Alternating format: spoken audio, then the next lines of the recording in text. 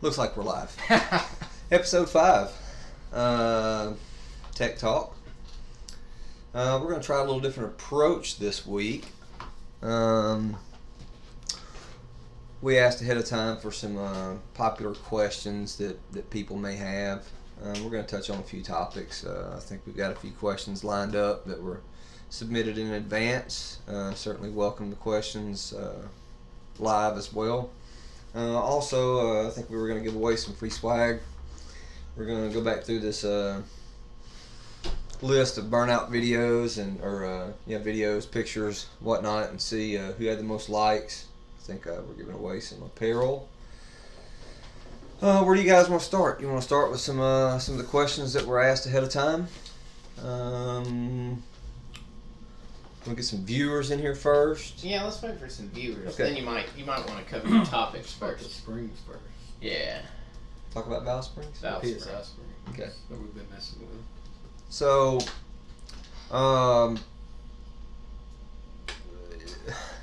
we're always testing products, looking for areas to improve our performance and durability. And we've been experimenting, testing, running some of the PSI Max Life Beehive springs on some of our recent hydraulic builds with great success. The Beehive does such a great job not only controlling the valve train, but saving you a few horsepower as well through parasitic loss. So once you get past the general consensus that you've got to run a dual valve spring, or your engine's going to blow, or you're going to break a valve or drop a valve, destroy your engine, it's really a nice spring in the right applications when it's set up right. So we've been using the PSI 1516 Max Life spring on a couple of our builds, on some LT stuff, LS3 stuff, and we just did a set of Max heads this week that we shipped out with PSI 1515s, which are the same. They basically just set up at a taller install height. The spring pressures, seat and open pressure are about the same. So we've put together some spring kits for the 1516 springs and the 1515s, which are going to be used on LS7s since they have a taller install height. And we're probably, I don't know, how far away are we from having those on the site, you think? Probably a day. Not too far from having them on the site, but we've fairly well got all the hardware sorted to have a complete package with these spring kits, and then we're going to offer that as an option probably on our cam packages, the Max package individually. It'll be a complete kit, and we'll be able to service the hardware individually as well if need be. Don't really have any gripes with it. It is going to be a little bit more expensive than your standard dual kits, but we feel like for our hydraulic crowd that it's one of the best options out there. And we've tested these things to 7,800, 8,000 RPMs, and we love them. Yeah, they work great for us. So, what are we looking like on viewers? Looks like we're getting there. What about, said you were going to talk about upcoming events. Upcoming events. Well, a big one is going to be Camaro Fest in July. That's something we routinely taken part in over the last handful of years. What is that, July 12th? 11th, 12th, somewhere around there? Yeah. Friday and Saturday deal mainly. A lot of people get there and do some stuff on Thursday, kind of some meet and greets. We'll be there. We'll have some vendor space set up. Well, obviously, we'll have a ton of customers there racing.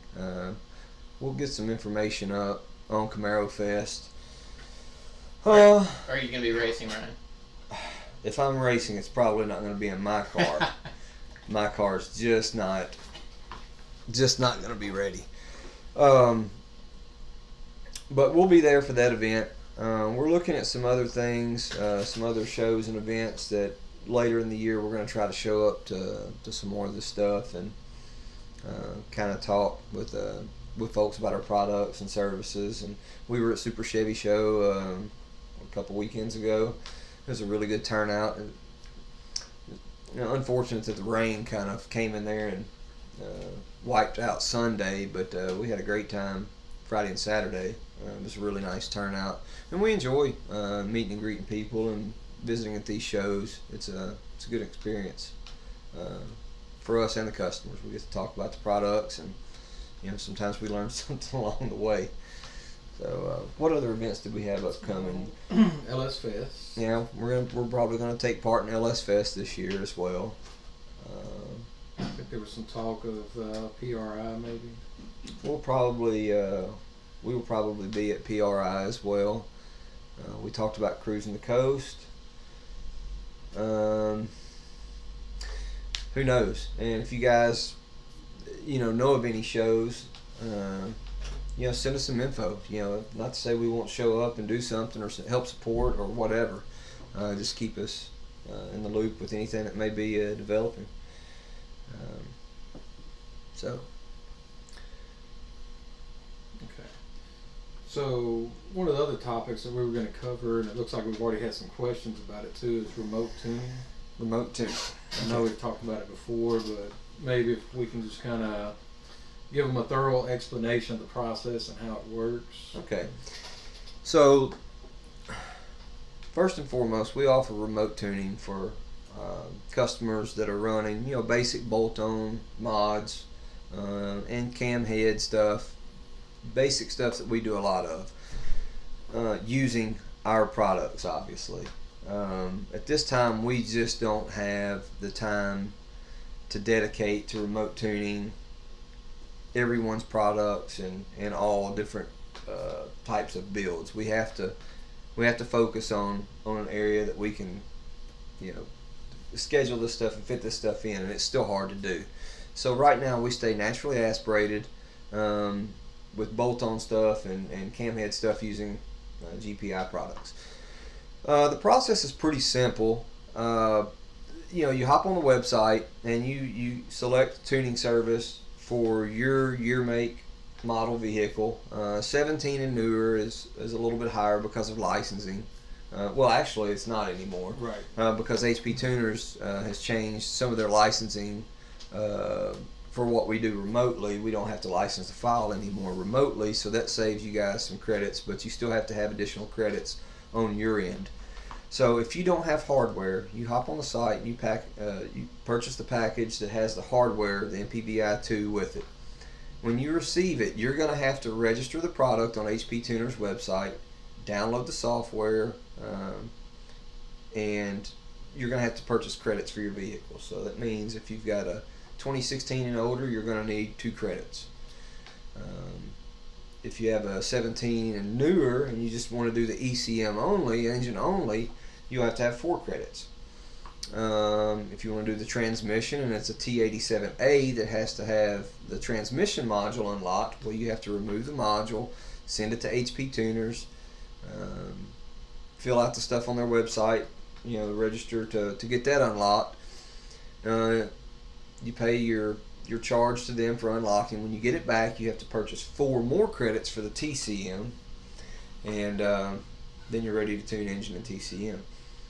What we ask for remote tuning is when you make this purchase, you'll get an email and basically saying when you receive the products, or if you already have HP Tuners, read the stock files out, send them to me via email, and at that point list a nice comprehensive mod list and what fuel you run, usage of the vehicle, and any kind of specific request that you may have, and then I'll build a base file and get that back to you. I will attach configuration files for the PIDs that we want to monitor and log, and also a dashboard layout and you will save those in the appropriate folders in your HP Tuners documents. And the logging process starts. I usually ask for guys to give me a 15-20 minute log with some idle time, drive time, and maybe a couple wide open throttle short bursts until we can kind of verify that everything's pretty close and dialed in, and then we'll start tuning more wide open throttle. It may take 3 to 5 data log exchanges and tune exchanges. It may take 10. It may only take 2. It just depends. Every setup is a little different, and sometimes we hit it a little closer when we start than other times. But that's essentially how that works. And I would just encourage you guys that are going to take on remote tuning that you familiarize yourself with the HP Tuner software. There's some pretty good informational videos online. You just need to really learn how to get in there and navigate the software, save the files, how to grab the files, attach them to email. Once you go through it a few times, it's not that bad to do, but we get a lot of questions with that about, okay, I bought remote tuning, what do I do? And at some point we may try to do a video to try to, maybe a visual to help walk people through that maybe we can put on the site. That's something I've thought about, maybe in the future we can do that as well. But that's pretty much that. So what about the variations in software? I know you've had some issues with people not using the beta software, using the beta software. That's a good one. So I out of habit, I use the beta software all the time. And with HP Tuners Beta, what happens is when you send your file to me, say you're using HP Tuners production software, and I open it with beta and I make my changes and save the file and I send it back to you, it will not open that file back up with standard software. You have to use beta software to open it up and utilize it from that point. So I encourage people most of the time to download the beta software, unless I know there's some bugs in the beta program, to download the beta. And that's one of the biggest things we have when you get the little pop-up that says unsupported file or whatever the message is. It's simply because we use beta software on our end, and you guys just need to, it's readily available to download on your customer page once you register. So I would say download both the production version and the beta version, and that will remedy that. Otherwise, we don't really have much issue with remote tuning other than just typically getting familiarized right there at first with the process and using the software itself. Well, while we're talking about tuning, I know there were some new developments in the ZR1 tuning. Yeah, they finally cracked it. HP Tuners has that available now. It's expensive, but it is what it is.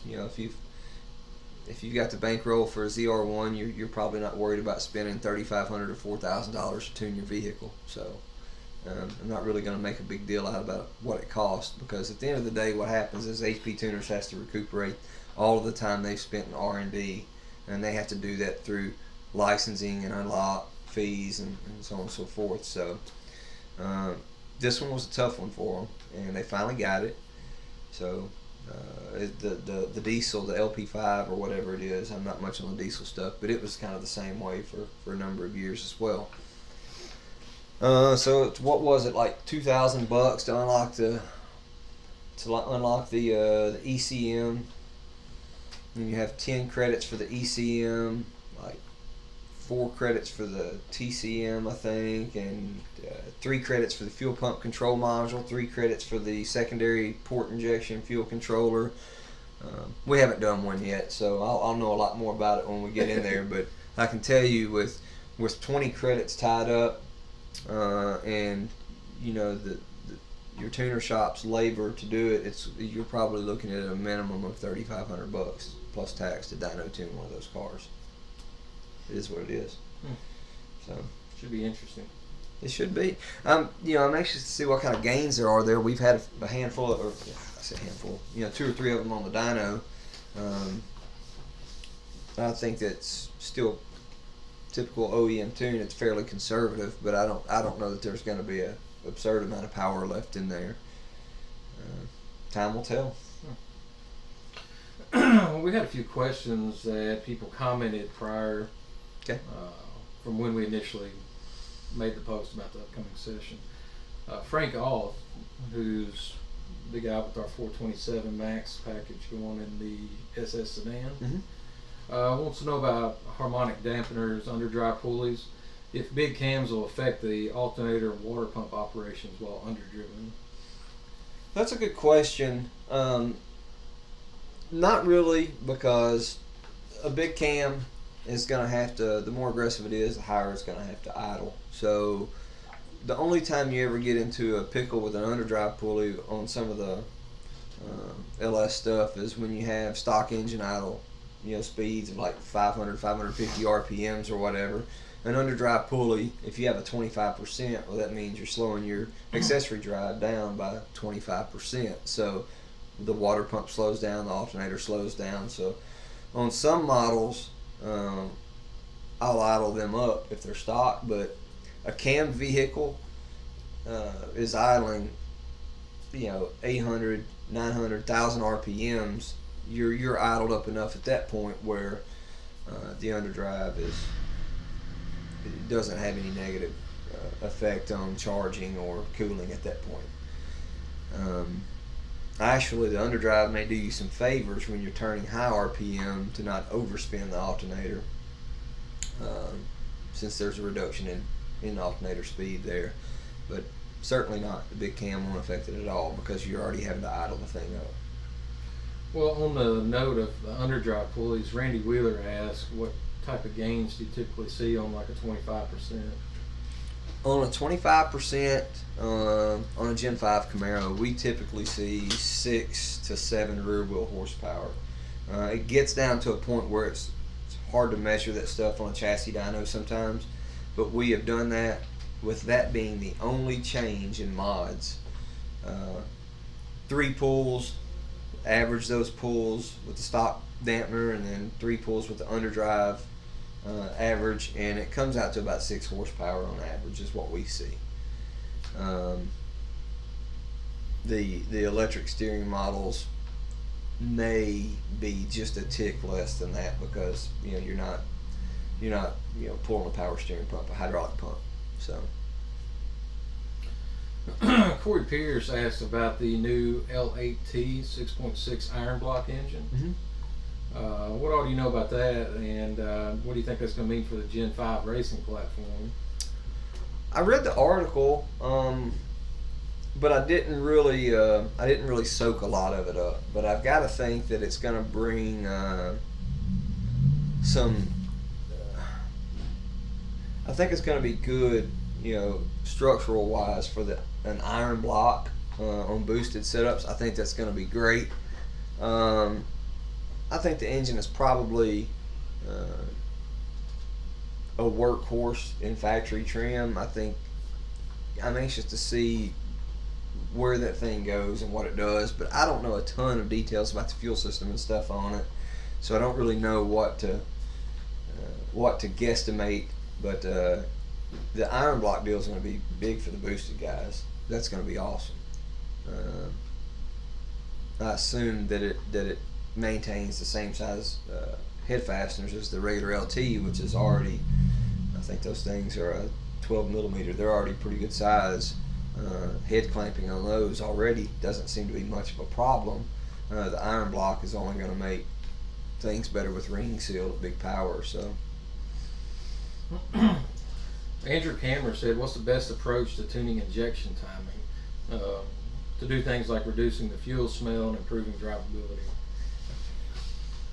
You can go in and roughly calculate. There are some calculators that people have made with Excel and all that to calculate that. But basically, we start out by moving the injection event at low speed by about the same amount that you have in overlap. So if your camshaft has 20 degrees overlap at 50, we'll move 20 to 25 degrees on the injection event to help clean that up some. If you don't have catalyst on there, it's always going to smell a little bit. You can't get it. You just can't get it all gone. But you can help it.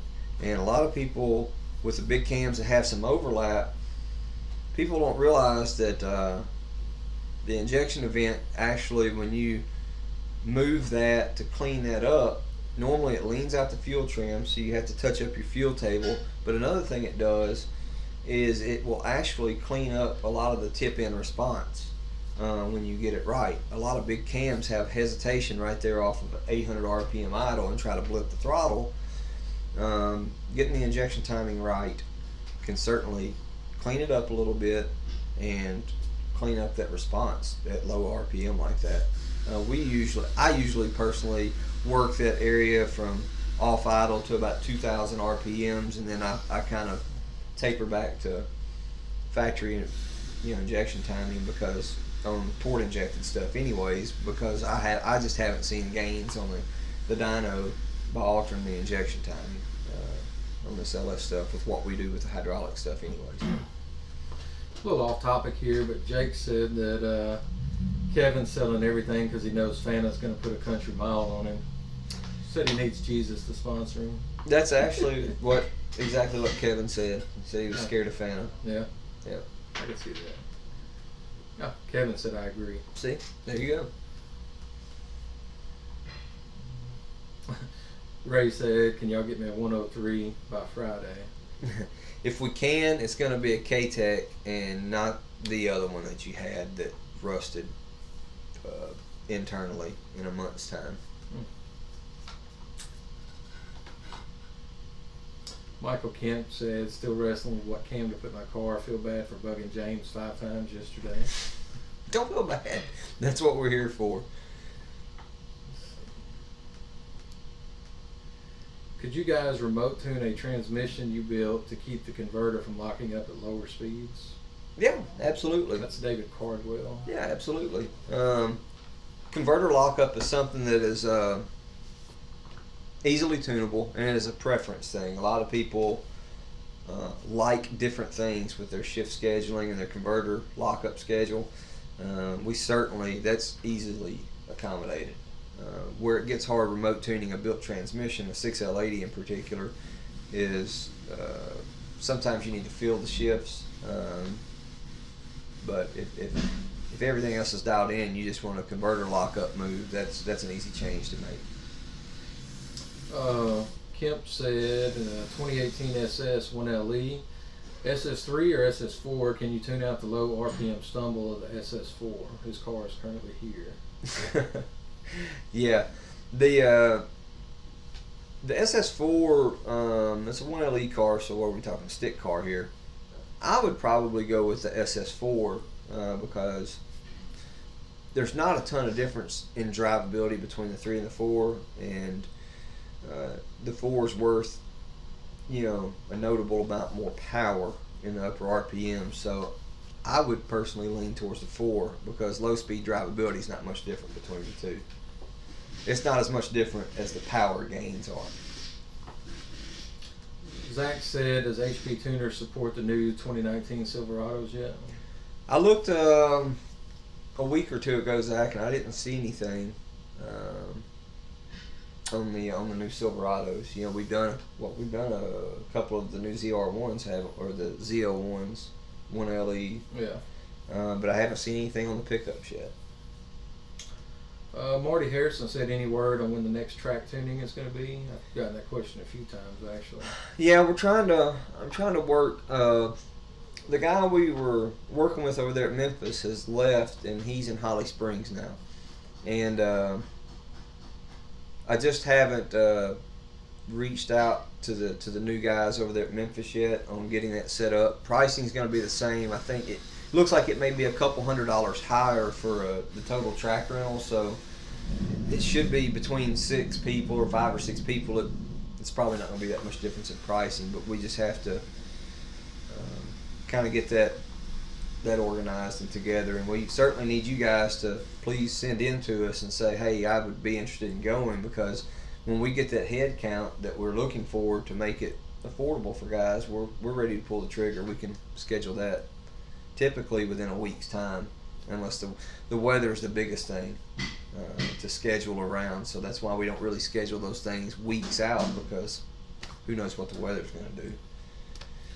Jason Waldron said, just got a cam kit, 391s, and remote tuning going in today. It's great info, thanks. Appreciate it. Thanks for tuning in. Ricky Kennedy said, tell all these boys bring that junk to the levee. Me and my boy Green got a Buick Roadmaster that will set some distance in their life. Super levee.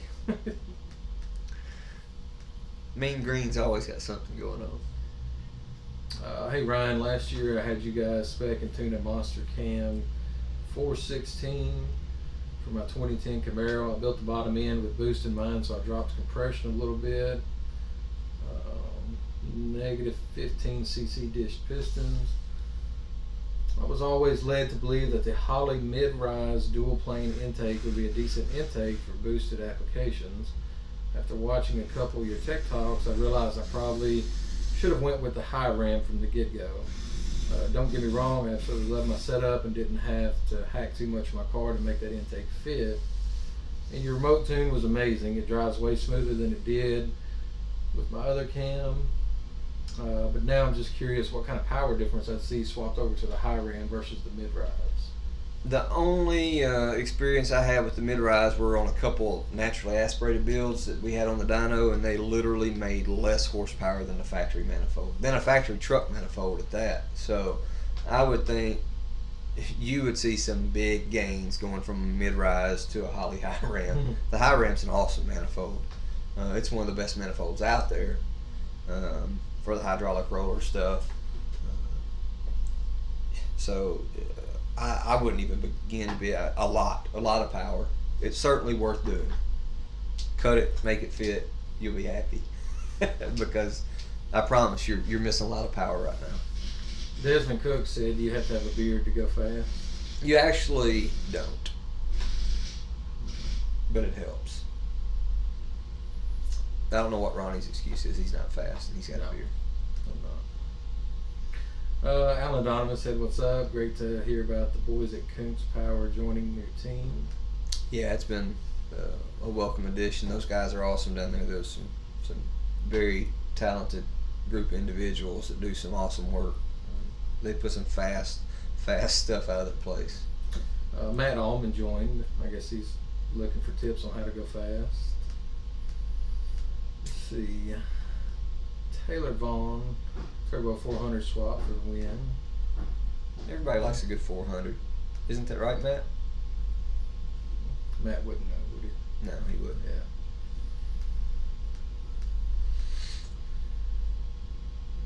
What aspect of your new partnership with Kuntz are you guys most excited about? That's a good question. For us personally here in the shop, being that we're essentially just LS and LT performance, I think that acquisition is going to help us tremendously in our LS and LT head porting, cylinder head program, and just in the engine power area altogether. You know, having an engine dyno right there where we can make some changes on the spot, change parts, and test a lot is going to help a lot. That's the thing I'm probably most excited about. Secondly is, you know, they offer services for, you know, they're obviously huge in the Ford stuff. So if we ever made any decision to do anything besides just what we do right now, I think that we would have a wealth of knowledge already that we could tap into that will help us moving forward in other makes and models. So I think it's just going to be a win-win altogether because those guys are so experienced. Jim, Kelly, Connor, Justin, Larry's a killer parts guy, Brad West. Those guys are very technical, very meticulous, and they possess a lot of knowledge that's going to help us in what we do, for sure. Kemp said, okay, Ryan, both you and Aaron have recommended the SS4. James had talked me into the SS3 if you can make it drivable around town and cruise on the highway. I'll bug James one last time and go that route, just trying to avoid the cam surge and bucking.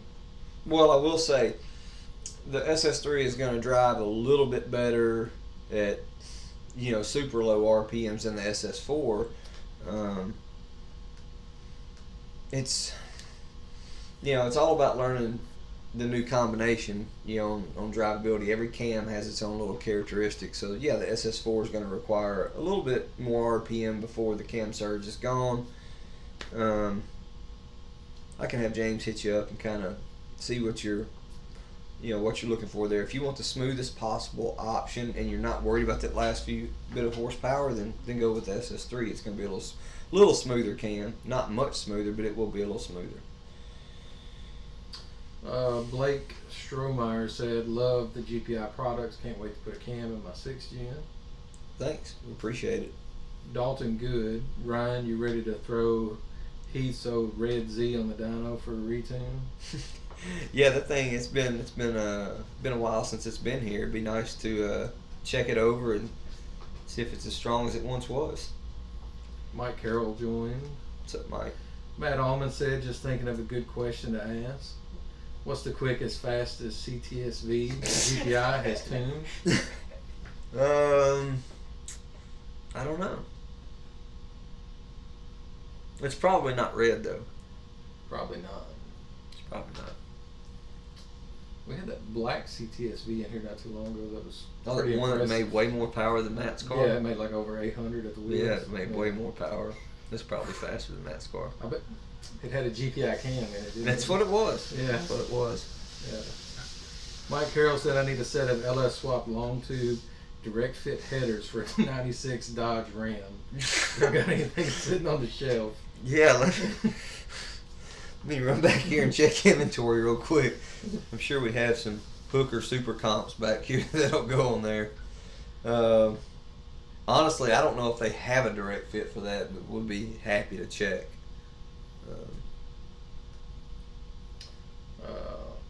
Tyler Cloyd said, well, it's good to hear. My car is still NA, waiting to round up the funds to just ship my car from Wyoming down to y'all, so y'all can have your way with it to boost it. We'll be ready.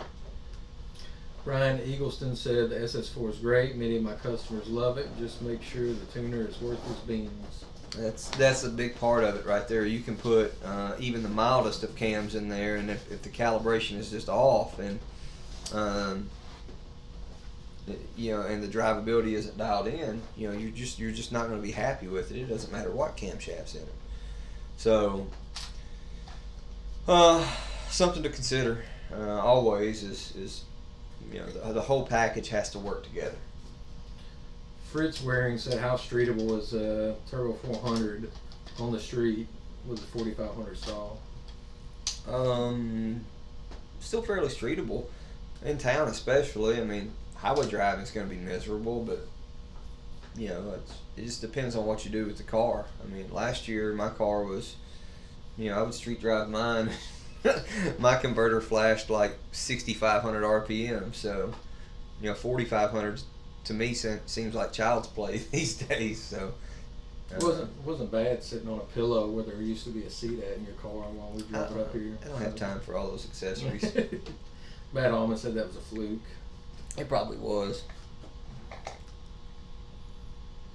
Can you guys remote tune a LS3 supercharged SS3 GPI cam E85 LSA conversion? We just don't do any remote tuning on boosted stuff or power adder stuff right now. It takes a ton of time to do, and a lot of times we like to have eyes and ears on that stuff because there's chance for stuff to not be right on the setup, and last thing we want is to get tied up with something that may have some problems or could get damaged over something that you can't see or hear. So for that reason I just try to stay away from forced induction stuff, remote tuning. So I get this question about 5 times a day, so I'm gonna ask again. So you're not gonna remote tune my power adder? I'm definitely not gonna remote tune your power adder. If it's What if it's just a Whipple? No? It doesn't matter. Okay. Connor Peterson said probably Cadzilla from Kansas. The twin turbo one is quicker than that. Actually, that's the second one that's probably quicker than that. This was another one. This one was from Indiana. Yeah. Yeah. Yeah. I mean, the list goes on, but we only have like an hour or so on here. So. That's true. Andrew Rourke said, what stall is in Brandon Hill's car? The Circle D prototype is what we're using. Desmond Cook said, is back pressure a myth? Would I have a little less? Would I have a little power loss down low if I went open header versus full exhaust? Back pressure is somewhat of a myth. What you have to be careful of is how much pipe or collector extension you have past where the primary tubes end. And if you get that the wrong length, too short, or the funky length that's too long, it can cost you a little bit of low speed power, but open exhaust just flat out makes more power. We do this all the time on the engine or on the chassis dyno, and even on small SS3 cam stuff, there's 20 horsepower in going from full exhaust to doing cutouts right there at the headers. So there's power there, and the back pressure is an absolute myth for sure. Brandon said it was a secret in regards to his converter. That was interesting though. You see right here, it actually labels him as a top fan. I saw that. That's kind of neat. Rich Clark, I basically have been set up minus the high ram intake. It's a turbo 400, a big tick cam. If it were you, Ryan, would you do the high ram next or work on suspension that's currently stock? It's got 410s on 28 tire. Ben and myself both had great success with stock suspension stuff. So the Turbo 400 even helps make it easier on the car to work too with that tall first gear. So if it were me, I would probably lean towards the manifold. I would go that direction because I just don't think if the car already works pretty good, I don't think you're going to see much with suspension work unless you're on marginal surfaces a lot and you could use the control, coil over shock. Otherwise, I don't see it really doing much for you. Andrew Rourke said, for Brandon, which flux capacitor? Said, I'm just messing with you guys. Keep up the good work. Just keep being in the 10s for me. Ben's certainly going to stay in the 10s at least for another day or two. I believe Andrew had a pretty good run, didn't he? On the cam only setup, wasn't he? Yeah, he's rolling, man. Yeah. Andrew's rolling. Jackson Scott said, can you run a 32T pulley on a V3 Whyisign on a stock fuel system on a 6th gen? You about can't run anything on a stock fuel system on a 6th gen. Those things tap pretty early. So we haven't done a lot of the Vortex stuff, so I don't know how much boost that's going to be worth on that setup, but if it's more than 6 or 7 pounds, absolutely not. How big of a shot of nitrous can I go on the SS4? We've got guys spray 300 on that, but when you get over 200, 250, you need to start thinking about going to a direct port because distribution inside the manifold starts getting worse when you start putting more in it. So Andrew said thanks, it's probably the GPI brakes. Probably is, Andrew. You're right. Either that or the brake adapter kids. Yeah. Certainly.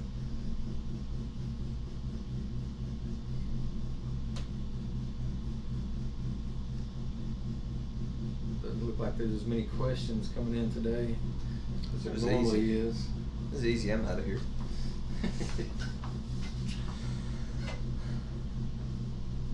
Or there's something else we were going to talk about.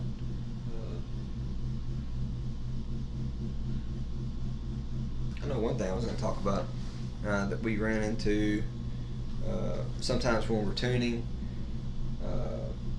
crankcase ventilation, proper crankcase ventilation, a catch can. Oil doesn't burn good, and it promotes detonation. So you want to keep oil out of your manifold. Run a catch can and have it plumbed up right. We see stuff come in sometimes that the crankcase ventilation is not plumbed up right. Both valve covers will be plumbed behind the throttle blade, where it's basically pulling a vacuum on the crankcase the whole time. Those things cause not only runnability problems, but they can cause you problems, especially on boosted stuff. Pushing oil out of seals and stuff like that. Be careful with crankcase ventilation. You need the crankcase vented properly, and you want to keep the oil out of the induction system at all costs.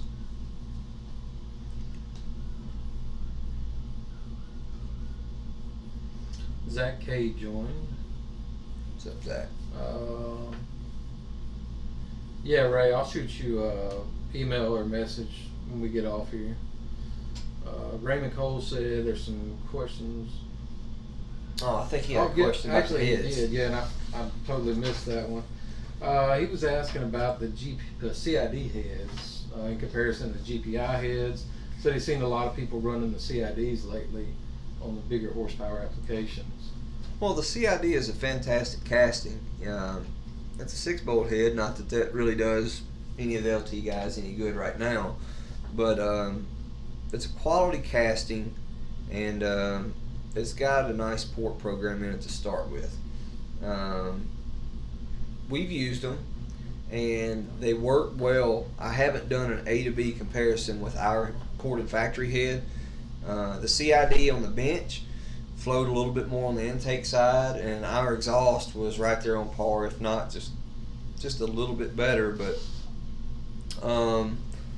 we touched up the exhaust port on the ones that we had done, but it's a great head. The quality is awesome.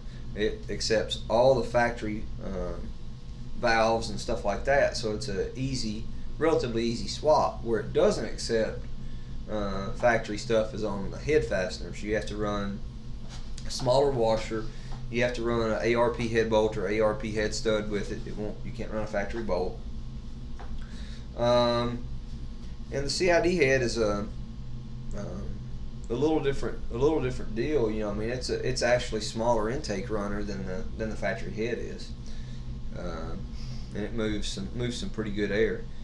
But we don't have a ton of experience with it yet. I've actually got an Edelbrock head here too, that we've got a set of Edelbrocks for a customer's build.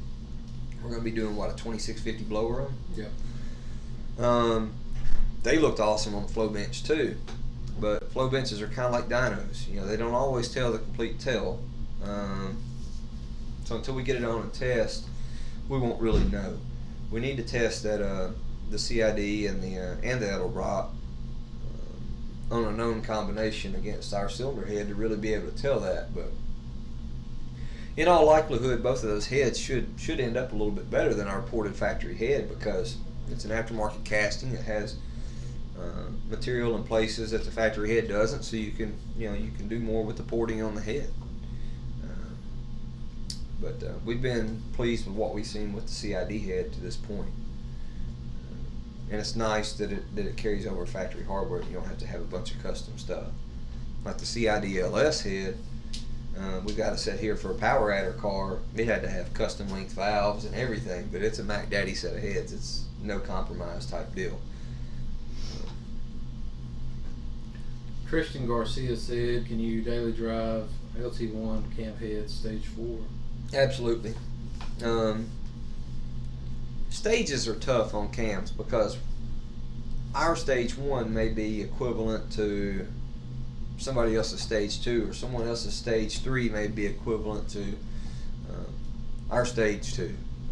It's hard to call stuff by stages, but in terms of our camshaft, our SS4, stage 4, whatever you want to call it, is very drivable. It's very close in size, honestly, to our SS3 was on the LS3 stuff. That thing is very durable. You won't have any drivability concerns other than your typical low RPM cam surge or buck on a lockup converter or manual car, which that's nature of the beast with that stuff. Lawrence Brown said, what's the recipe for a naturally aspirated 600 wheel horsepower LS3?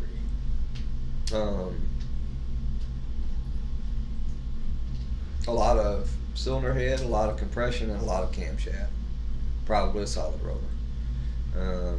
It's hard to get there. 600 wheel, at least I tell you, 600 wheel on our dyno is a lot of horsepower. I mean, it takes a solid setup. I mean, you look at cam head LS7 stuff that we do that's hydraulic, albeit, but 600, 610 are really strong. So to ask that out of a 376-inch engine is a very rowdy setup. Get ready to give up your drivability manners and especially low speed stuff because it's going to come at a compromise. You can make that power, but it's a very aggressive setup to do it. Fritz Waring said, what kind of horsepower have you seen on the 2650s? 900 rear wheel would be fairly easily doable from what we've seen and what we've messed with. We just don't have a ton of experience with it yet, but that blower is fairly efficient. It has a nice cooling brick in it, and I'm pretty impressed with it. I like it. And I'm not a positive displacement guy, but I like that blower. It's pretty nice. Connor Peterson said, I'm going to call today or tomorrow to get a quote and drop-off time, if he can, for this forced induction build. Said he's skipping the 9s with this. Sounds like Connor has some money burning a hole in his pocket, because you start skipping over the 9s, you're talking about spending some coin to go from, even 10s to 8s is a huge jump. But we're ready. Bring it on. Greg Taylor joined. Yeah. Looks like that's all the questions in here. Nice. We gotta announce the winner of the contest. Who has the most likes on the burnout videos or burnout pictures? Who has the most likes? Yes, do that? I did. It was the Chevy SS sedan. And the winner is Frank Off. Frank Off. Yes. Here you go, Frank. Free swag. Shirt, hat, He just bought a shirt like 2 days ago. cam kit. What? It's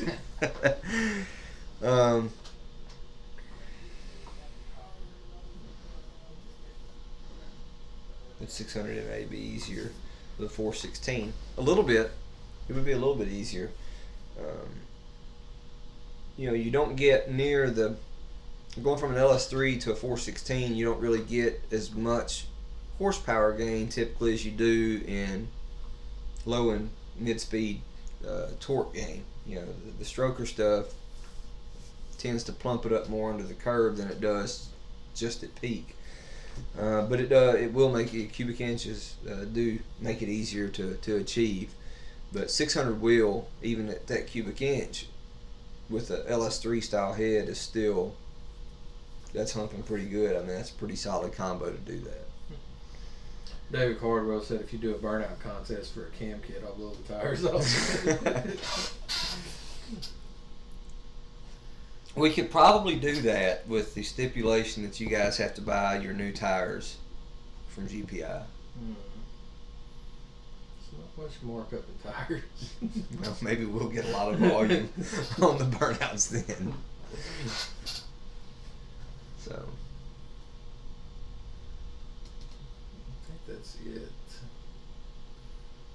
Well, I don't have anything else really on my mind. I know we were going to visit about the valve springs. Remote tuning is a big thing, just to recap that. Speaking of that, so we've got a 6th gen GPI cam heads. I just put a Pro charger on it. Can you remote tune it? I sure can. Not remote tune. But you've tuned it before. I have tuned it before, but I'm just not remote tuning power adder stuff. Well, can you send me a file that at least get me started then? No, Where I can drive it? because then if something happens, I don't want to be the fall guy. It is what it is. Is that your final answer? That's my final answer. Okay. Not remote tuning power adder stuff. I don't want to. I'm not looking to get in that mess right now. That's just a lot. That's a lot going on, and a lot of things can happen. You know, I may, when I'm when I'm tuning something, I may hear a noise and, you know, lift or feel something and get out of it. And, you know, if that doesn't happen and something's, you know, catastrophic happens, you know, I don't want to be that guy. So that's why. Cam head stuff's a little bit more forgiving, and it's, you know, it's more basic to do. I mean, it's you know, we have to draw the line somewhere. That's where we drew the line.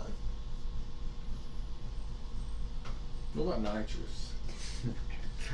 It's still a power adder. Yeah. It's not naturally aspirated, unlike the internet says. No, Fine. not happening. Okay. Okay. All right. Let's see. Ryan Eagleston said you're a smart man. Yeah, I don't know about that. Well, I don't know if this was enough to give Matt something to go on to make his car go fast, or I don't know. Maybe. So, I think his car's like in the shop right now. is it? I think so. Well, it's a good thing it's present here. He's since probably it in has the a shop power right now. adder He's on probably in the shop messaging us right now. it. Well, it has a power adder on it, right? It does. Okay. So you wouldn't remote tune his? Mm-mm. Okay. Well, I don't think it'd make a difference if it's here because I don't think you'll really feel I wouldn't anything. remote tune Matt's car if it was in A. Well, I mean, I don't think you would really feel anything driving his anyways. So.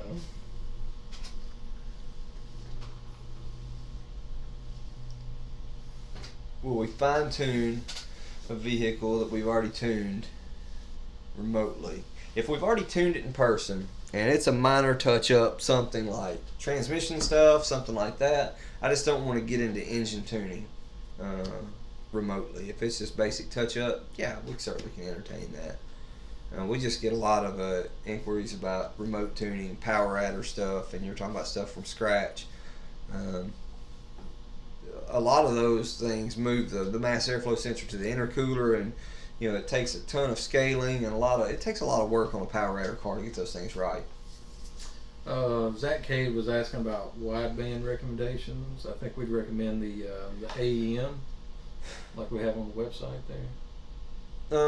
Yeah, we use the AEM X Series OBD, which we'll plug right on the OBD port. It's a pass through straight into HP tuners. You set up a couple of a PID and set your dash layout up for it, and it passes right through. No wiring or anything. That's the one we use the most probably.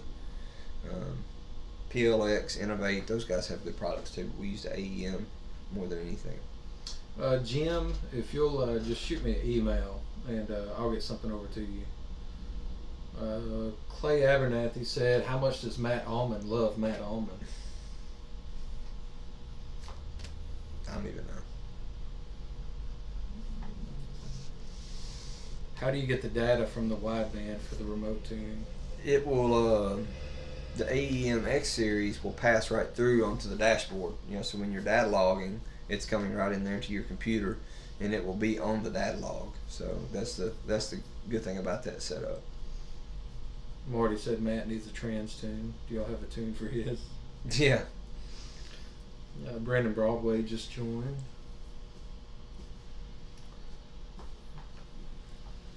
Rich Clark said, "Looking for that high ram on your site. Do you sell it?